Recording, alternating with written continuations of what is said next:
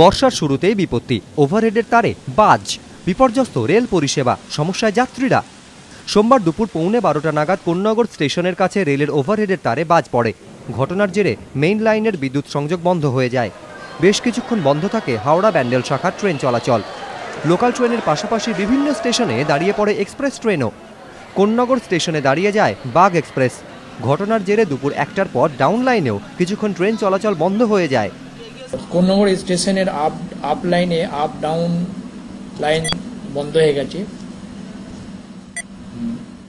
12:25 থেকে 10খানা local train বিভিন্ন জায়গায় দাঁড়িয়ে আছে।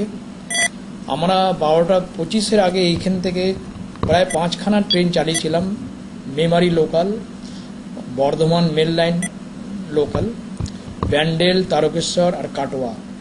এই ট্রেনগুলো কোন্নগরে আগে বিভিন্ন জায়গায় দাঁড়িয়ে আছে। ঘটনার জেরে হাওড়া স্টেশনে আটকে পড়েন যাত্রীরা। দিনের ব্যস্ত সময়ে ট্রেন না মেলায় অনেকেই সমস্যার সম্মুখীন হন। পুরো তো চলাচল বন্ধ হয়ে গেছে, না ট্রেন যাচ্ছে না ট্রেন আসছে, সেটা নিয়ে অনেক সমস্যা হচ্ছে। দেখছো কত পাবলিক এখানে দাঁড়িয়ে আছে, আর সব পাবলিকের অসুবিধা হচ্ছে, আর রেল কোনো সঠিক উত্তর দিতে পারছে না। বিদ্যুৎ সরবরাহ বন্ধ আছে, তার জন্য আমরা এখানে 1 ঘন্টা থেকে দাঁড়িয়ে আছি। 1 ঘন্টা ইভেন কি 1.5 ঘন্টা লোক ওর আগে থেকেও দাঁড়িয়ে আছে লোক আজকে। কোনো রকম কোনো উদ্যোগ নেই, একটা ট্রেন যাচ্ছে না আজকে।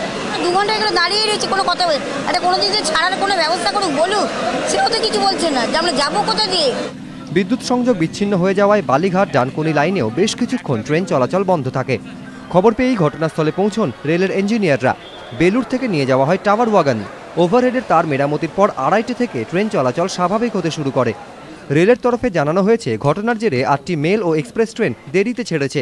8টি লোকাল ট্রেন বাতিল করা হয়। সময়সূচির পরিবর্তন করা হয় 15টি লোকাল ট্রেনের। সুনীত হালদার ও সৌরভ বন্দ্যোপাধ্যায়, এবিপি আনন্দ।